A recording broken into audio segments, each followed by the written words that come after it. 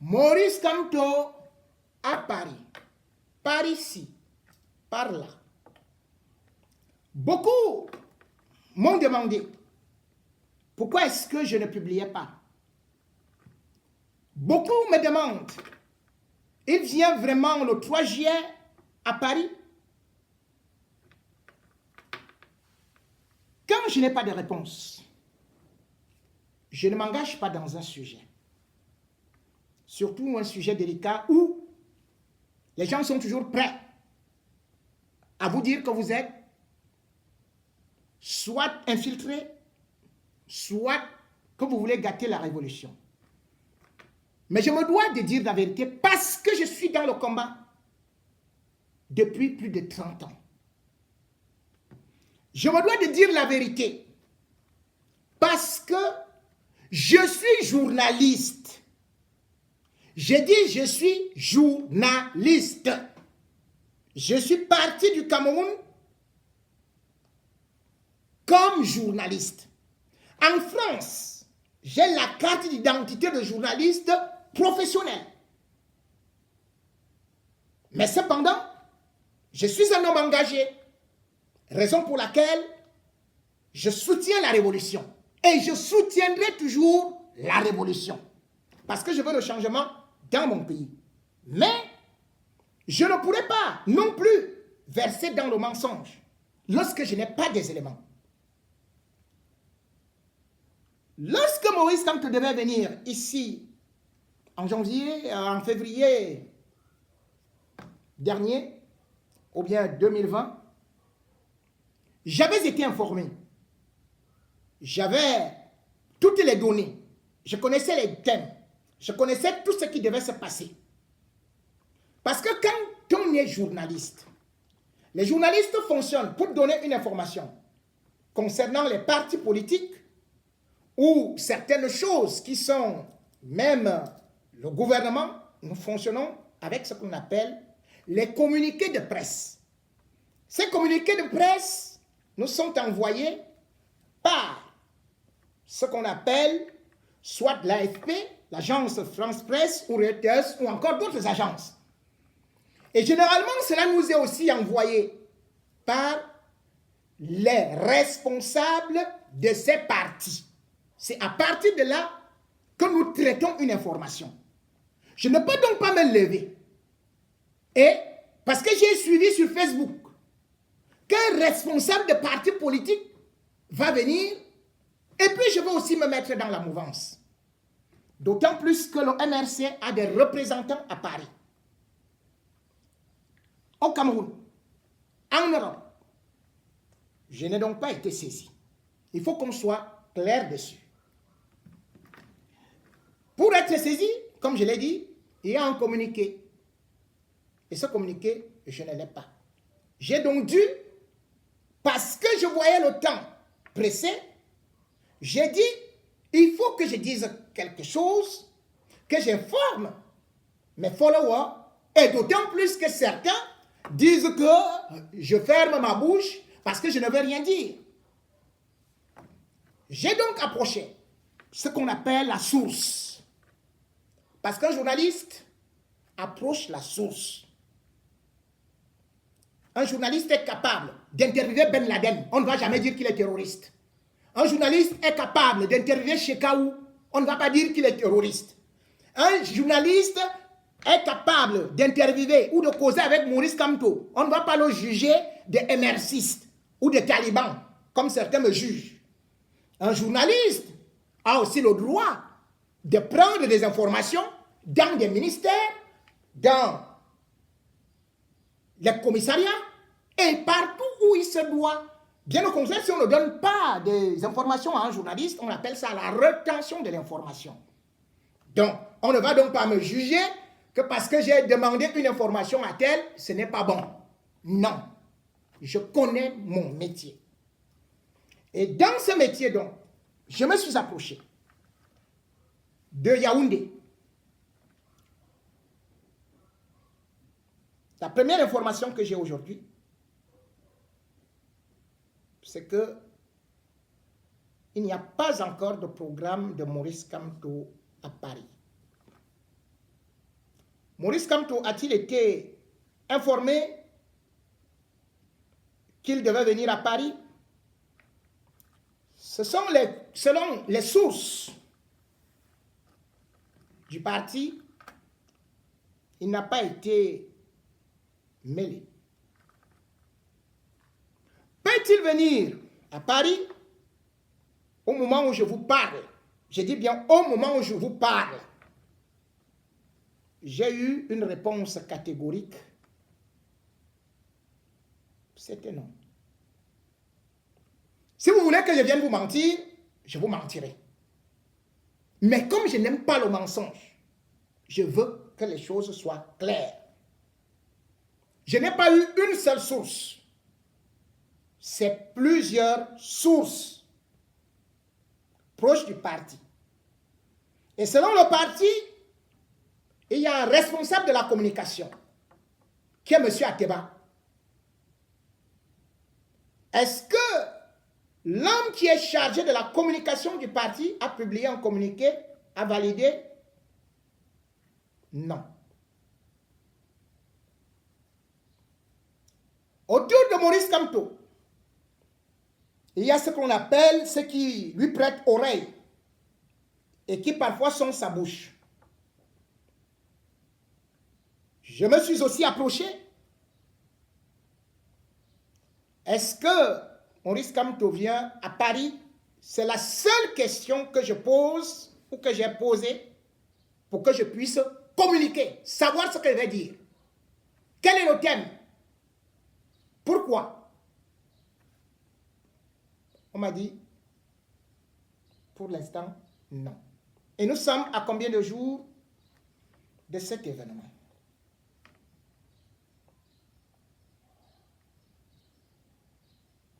Je voudrais dire, donc, que venir à Paris, Maurice Kamto l'avait certainement dans son programme lorsque j'approche certains du parti, ou des proches, ou de ceux-ci. Il était prévu, mais pas le 3 juillet, qu'il viendrait à Paris. Cette date n'est pas encore arrêtée pour non seulement les affaires du parti, mais aussi pour son livre qui a été retenu dans un concours haut de gamme. Mais aussi, il était prévu qu'il devrait faire une conférence dans une salle, nulle part au MRC, nulle part à Yaoundé plutôt, à Yaoundé, parce que il peut y avoir des choses ici, nulle part à Yaoundé, il n'y a ni de marche, ni de meeting à Paris prévu le 3 juillet. On peut maintenant mettre des questions comme on veut. On peut tirer sur moi, mais moi je donne l'information de la source. Si Maurice Kamto change demain et dit qu'il vient, je viendrai vous le dire. Mais ce serait quand même difficile. Dans la mesure où il faut quand même une organisation, il faut que les gens prennent les billets d'avion.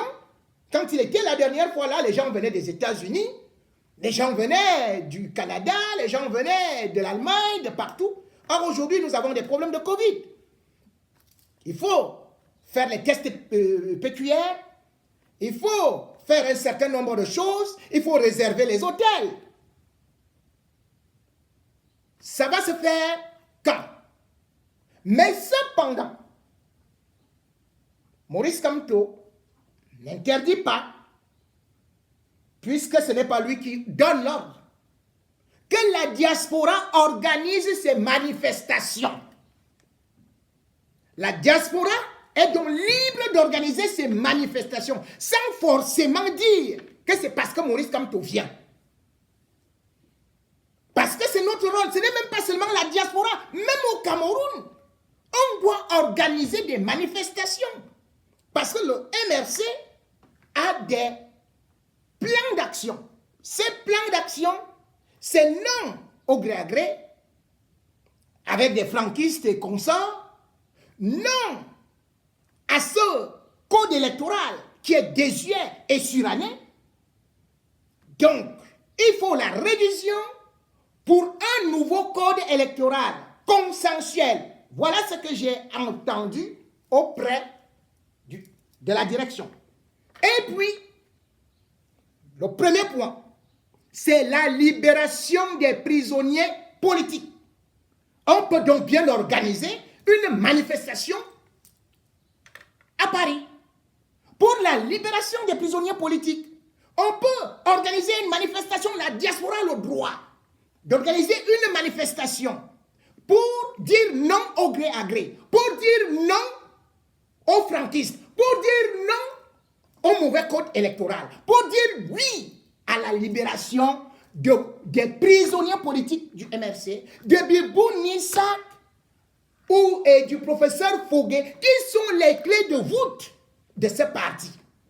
On n'a pas besoin donc de dire qu'il faut seulement organiser une manifestation, faire ceci et cela, parce qu'il y a Maurice Kamto trompé ou bien déstabilisé. Non!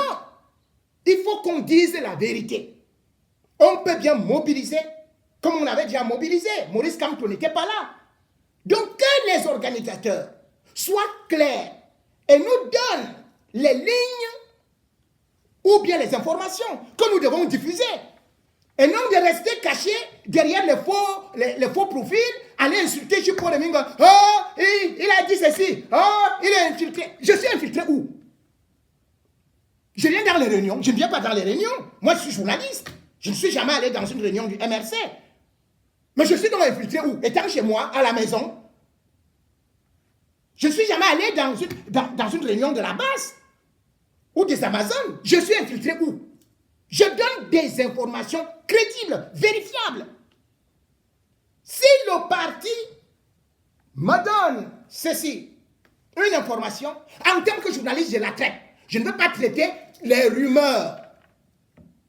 C'est de la même façon que ceux-là ont eu à vouloir induire toute la diaspora en erreur. En disant que, wow, Paul Biya est mort, Chantal Biya est morte. Mais Maurice Kamto lui-même n'a jamais dit que Paul Biya est mort. Chantal Biya est morte. Il n'a jamais dit. Mais ils disent qu'ils sont avec Kamto et ils donnent des fausses informations. Dans quelle vidéo Kamto a dit que Paul Biya est mort? Ou que Chantal Biya est morte? Mais c'est ces gens-là qui vont venir pour vous dire que non, vraiment nous sommes de la vraie opposition. Nous sommes avec Maurice Kamto. Non. On peut organiser des manifestations sans mentir sur le nom de Kamto. Si jamais Kamto ne vient pas, ils seront les premiers à dire que « Oh, Kamto a fui ». C'est lui, au regard de son programme, de son calendrier, de ses dispositions, qui devrait donner le là. Si jamais il venait pour le meeting, on pourrait comprendre. Mais pour des manifestations, nous avons ce devoir. Mais malheureusement, vous vous rendez compte, au Cameroun, même comme ils attendent tous de la diaspora, soyons sérieux, ce n'est que la diaspora qui peut manifester. Nous manifestons. Pourquoi vous, au Cameroun, vous ne manifestez pas? La diaspora est là pour vous libérer. C'est vous qu'on enferme dans des hôpitaux. Même ceux qui vous défendent, vous êtes incapables de les défendre. Bibou Nissak, avec le professeur Afogué, professeur universitaire, ils sont en prison pour rien, ils n'ont même pas marché. Depuis 8 mois, ils sont en prison pour les manifestations du 22 septembre dernier. Ils sont en prison. Ils n'ont pas marché. Mais personne au Cameroun pour marcher. Mais ce n'est pas possible. Où est la société civile? C'est quelle société civile que moi je vois au Cameroun là, qui ne fait rien? Mais soyons objectifs. Tout ne peut pas venir seulement de la diaspora. Oui, nous donnons notre part. Oui, nous allons encourager les marches. Mais ce n'est pas, bien évidemment, un homme politique. On ne va pas tout attendre de Maurice Kamto. Ce n'est pas possible. Regardez l'exemple qui vient du Sénégal et d'autres pays ou au Mali. Est-ce qu'on a déjà attendu un seul homme politique pour qu'il vienne organiser les marches? On a attendu ça où? Ce qui s'est passé au Sénégal, vendredi, à la place de la nation.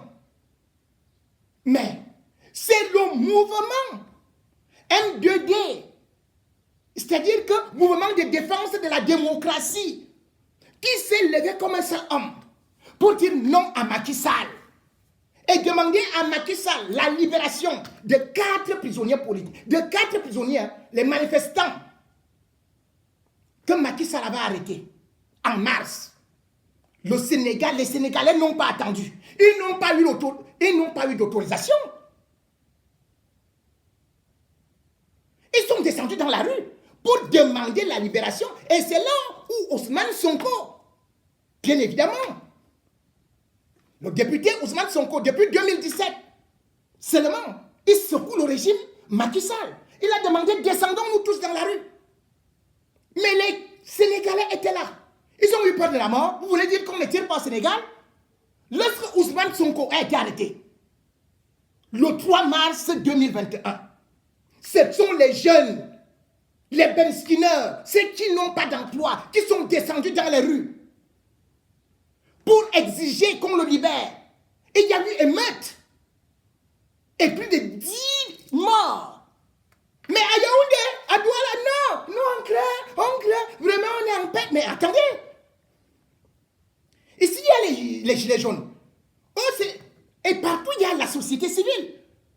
Au Sénégal, c'est le mouvement Y'en a marre qui a dit, ou bien comme exactement au Burkina, c'est la société civile qui a commencé les manifestations, comme au Mali. Les hommes politiques ne sont venus que se greffer, comme aujourd'hui au Sénégal. Comme justement, avec même Macky Sall. Macky Sall ne serait pas arrivé au pouvoir si lui-même n'organisait pas les manifestations. Au Sénégal, vous allez trouver le Front National de la Résistance, le FNR. Mais c'est des jeunes, c'est la société civile et tous les opposants s'unissent. Vous voulez dire que Ousmane Sonko ne respecte pas les institutions de la République? Mais Ousmane Sonko est député au Sénégal depuis 2017. Mais nos jeunes députés, il est plus jeune, plus instruit, plus ceci, et il travaillait. Mais lui, il a organisé les manifestations alors qu'il est fonctionnaire. Il n'a pas eu peur d'affronter Macky Sall. Mais chez nous, oh, je suis déjà député, je mange bien, j'ai déjà le gros chouchou. L'autre, je suis député, on m'a nommé. Ousmane Sonko a conduit ces manifestations-là. La société civile, il ne cherchait que les postes ou assurer les chaussures à un régime génocidaire, un régime de bandits. Le régime Biya, c'est un régime de bandits. Il faut le combattre. Et ce n'est pas une affaire seulement de Kanto ou de la diaspora. Parce que si la diaspora veut montrer que pour bouger, il ne faut que Kanto, mais on est mort. La diaspora doit prendre ses initiatives. Le Cameroun doit prendre ses initiatives. N'attendez pas seulement Kamto. Kamto a déjà été en prison. Et vous n'avez pas marché pour lui. Voilà Bibou Nissa, vous ne marchez pas. Voilà Fogué, vous ne marchez pas. Et vous voulez qui... Mais c'est pas possible. Regardez ce qui se passe au Sénégal. Je vous ai dit que prenez le cas de Macky Sall. Macky Sall était Premier ministre. Mais il s'est opposé à Abdoulaye Wade. Le 23 janvier 2011. Mais qui a organisé les marches à la place de l'obélisque? C'est Macky Sall. Parce que Abdoulaye Wade avait l'intention de changer le code électoral. Enfin, pas le code électoral, d'enlever le boulon de la Constitution pour se représenter. Ils sont descendus dans la rue. Mais ils ont dégagé Abdoulaye Wade. Un peuple qui reste là, qui croise les bras, qui fait ceci, pour qu'on vous fasse sortir. Il faut maintenant qu'on annonce que Jésus-Christ va venir. Ou alors qu'on aille avec un camion de bouteilles de bière. On installe dans un carrefour. Ce n'est que là que vous allez sortir. Mais ce n'est pas possible.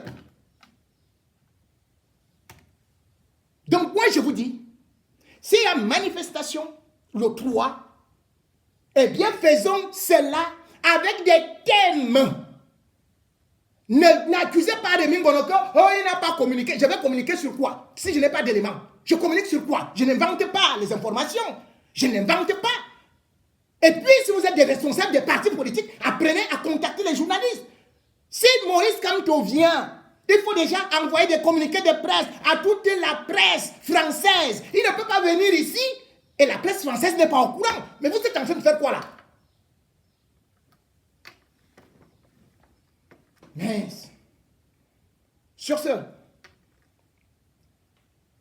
je vais vous quitter et en disant...